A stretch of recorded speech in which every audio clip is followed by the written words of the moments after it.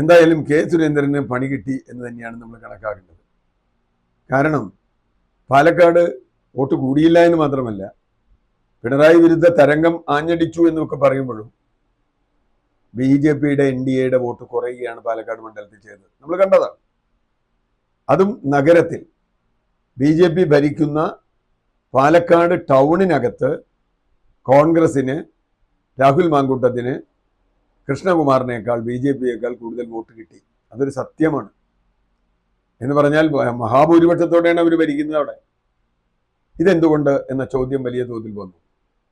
ഇതിൽ ഏറ്റവും പ്രധാനപ്പെട്ട വിഷയം വന്നത്, സുരേന്ദ്രൻ ഈ കൗൺസിലർമാർ വേണ്ട രീതിയിൽ പ്രവർത്തിച്ചില്ല, ശോഭാ സുരേന്ദ്രൻ വേണ്ട രീതിയിൽ പ്രവർത്തിച്ചില്ല തുടങ്ങി നിരവധി കാര്യങ്ങൾ സുരേന്ദ്രൻ പരാതിയായിട്ട് ഉന്നയിച്ചു.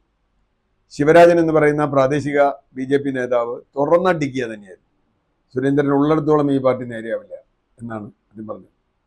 അപ്പോൾ ഈ സംഘർഷം മൂത്തു നിൽക്കുമ്പോൾ സുരേന്ദ്രൻ മാറുമോ ഇല്ലയോ എന്ന ചോദ്യമാണ് വ്യാപകമായി ഉയർന്നു വന്നത്. സ്വാഭാവികമാണ്. കേന്ദ്ര നേതൃത്വം സുരേന്ദ്രനോട് വിശദീകരണം ചോദിച്ചിട്ടുണ്ടോ? മാറുമോ? സുരേന്ദ്രൻ മാറുമോ ഇല്ലയോ എന്ന് നമുക്കിപ്പോൾ പറയാൻ പറ്റില്ല. എന്തായാലും ആ ചോദ്യം ചോദിച്ച പത്രലേഖകരോട് ചൂടാവുകയാണ് സുരേന്ദ്രൻ ചെയ്തത്.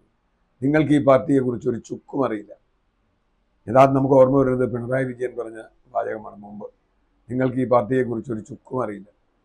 ജനങ്ങൾക്കൊരു ചുക്കും അറിയാത്തൊരു പാർട്ടിക്ക് എന്തിനാണ് ജനങ്ങൾ വോട്ട് ചെയ്യണമെന്നുള്ളൊരു ചോദ്യമുണ്ട്. അതവിടെ നിൽക്കട്ടെ. ഈ പാർട്ടിയുടെ ഘടനയെക്കുറിച്ച് നിങ്ങൾക്ക് അറിയില്ല, ഞങ്ങൾക്കേ അറിയുള്ളൂ. അങ്ങനെ പറയാമോ ഒരാൾ? ജനാധിപത്യത്തിൻ്റെ ഒരു യുഗത്തിൽ ഏത് പാർട്ടിയുടെ ഘടനയെക്കുറിച്ച് നമ്മളെ എല്ലാവരും അറിഞ്ഞിരിക്കണം. പക്ഷെ ഇവിടെ അങ്ങനെയല്ല. ഞങ്ങളുടെ പാർട്ടി അങ്ങനെയാണ്, ഇങ്ങനെയാണ്, അതൊക്കെ പറഞ്ഞോട്ടെ, അതൊക്കെ പറയാൻ സുരേന്ദ്രന് അവകാശമുണ്ട്. പക്ഷേ ഞങ്ങളുടെ പാർട്ടിയിൽ ഇതല്ല രീതി, ആളെ മാറ്റുന്ന രീതി. കേന്ദ്രം പറഞ്ഞാൽ ഞാൻ മാറും എന്നൊക്കെ പറയുന്നത്. കേന്ദ്രം പറഞ്ഞ അയാൾ മാറിയല്ലേ പറ്റൂ, പിന്നെ അയാൾ മാറാണ്ട് ഇരിക്കാൻ പറ്റൂ. അപ്പോൾ അത് അവിടെ നടക്കട്ടെ, അതിൻ്റെ വിഷയം നടക്കട്ടെ. പക്ഷേ സുരേന്ദ്രൻ ഉന്നയിച്ചിട്ടുള്ള മറ്റൊരു വാദം, ഇതിനു മുമ്പ് പല ഉപതെരഞ്ഞെടുപ്പുകളിലും പാർട്ടിക്ക് വോട്ട് കുറഞ്ഞിട്ടുണ്ട്. അന്നൊന്നും മുരളീധരൻ ഇരുന്ന കാലത്താണ് ഏതോ ഉപതെരഞ്ഞെടുപ്പുകളിൽ വോട്ട് കുറഞ്ഞിട്ടുണ്ട്, അരുവിക്കരയോ അവിടെ ഇവിടെയൊക്കെ. എന്നിട്ട് മുരളീധരൻ രാജിവെച്ചില്ലോ എന്നാണ് ചോദ്യം. അത് അവർ തീരുമാനിക്കട്ടെ. പക്ഷെ ഒരു കാര്യമുണ്ട്, അരുവിക്കരയല്ല പാലക്കാട്. പാലക്കാട് അവരുടെ A ക്ലാസ് മണ്ഡലങ്ങളാണ്. പാർട്ടിക്ക് പിടിക്കാൻ സാധ്യതയുള്ള 3ഓ 4ഓ മണ്ഡലങ്ങളിൽ ഒന്നാണ് പാലക്കാട് എന്നവർ കരുതിയിരുന്ന മണ്ഡലങ്ങളിൽ ഒന്നാണ്. അവിടെയാണ് ഈ നാറ്റക്കേസായത്, ദയനീയ പരാജയമായത്. അവസാനം സന്ദീപ് വാര്യർ കൂറുമാറിയപ്പോൾ അത് അതിലും വലിയ അടിയായി.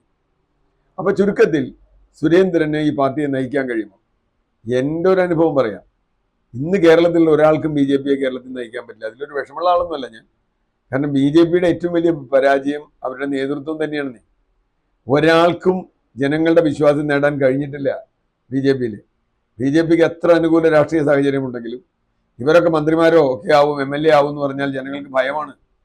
ഒരാളെ ഇവർ ജയിപ്പിക്കില്ല. കാരണം എന്താ വെച്ചാൽ അങ്ങനെയാണ് BJPയുടെ നേതാക്കന്മാർ. ആകെ ജനങ്ങൾക്ക് ഒരല്പം വിശ്വാസം ഉണ്ടായിരുന്നത് O രാജഗോപാലിനെയാണ്. സുരേഷ് ഗോപിയെ നമ്മൾ അങ്ങനെ നോക്കണ്ട. സുരേഷ് ഗോപി സിനിമാ നടനും ഫിലാന്ത്രോപ്പിക്കും ഒക്കെയായി നാടകവും ജാഗ കളിച്ചിട്ടാണ് പോയത്. പിന്നെ പിണറായി വിജയന്റെ നേരിട്ടുള്ള സഹായം ഉണ്ടായിരുന്നു, അതൊക്കെ വേറെ വിഷയം. പക്ഷേ BJPക്ക് അവരുള്ള വോട്ടിന് ആനുപാതികമായി കേരള നിയമസഭയിൽ അംഗങ്ങൾ ഉണ്ടാവാൻ കഴിയാത്തതിന് ഒരു കാരണം, കേരള നിയമസഭയിൽ BJPയെ പ്രതിനിധീകരിച്ച് പോകാൻ പറ്റുന്ന ആളുകൾ ഉണ്ട് എന്ന് കേരളത്തിലെ ജനങ്ങൾക്ക് കാര്യമായി തോന്നിയിട്ടില്ല.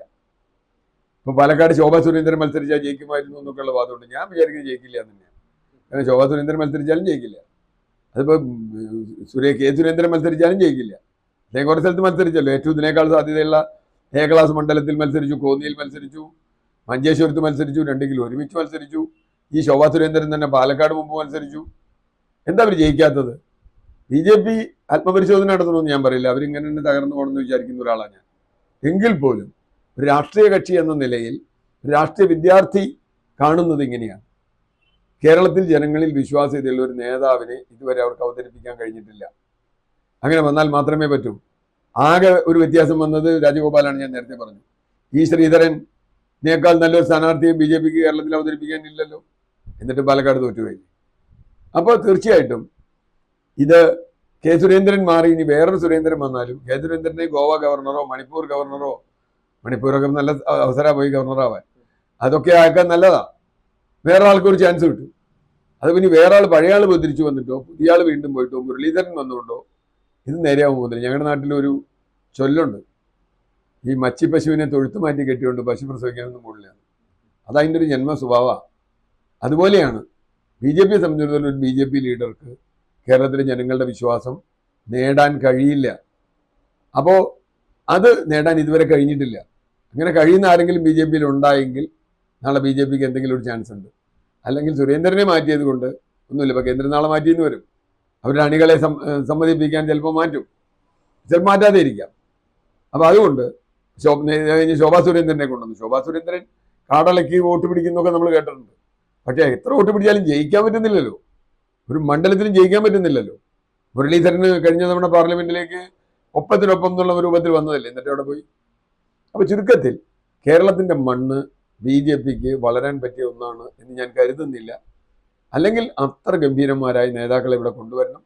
അതിന് കേരളത്തിൽ നിന്നും ഉണ്ടാവുമെന്ന് എനിക്ക് ഇതുവരെ നമ്മൾ കണ്ടിട്ടില്ല. ആകെ ഉള്ള ആളുകൾ സന്ദീപ് വാര്യരെ പോലെയുള്ള ആളുകൾ ഇപ്പോൾ പോവുകയും ചെയ്തു. അപ്പോൾ ഇനി എന്താണ് സംഭവിക്കുക എന്നുള്ളത് നമുക്ക് അറിയാൻ പറ്റില്ല. സുരേന്ദ്രൻ ചൂടാവുന്നത് മനസ്സിലാക്കാം. കാരണം സ്വന്തം സ്ഥാനം പോകുമ്പോൾ ആർക്കായാലും ആ ചോദ്യം ചോദിച്ചാൽ വിഷമമുണ്ടാവും. അതുകൊണ്ട് അത് നാട്ടുകാരോടല്ല ചൂടാവേണ്ടത്, സ്വയം ചൂടാവുകയോ സ്വന്തം നേതാക്കളോട് ചൂടാവുകയോ ആണ്.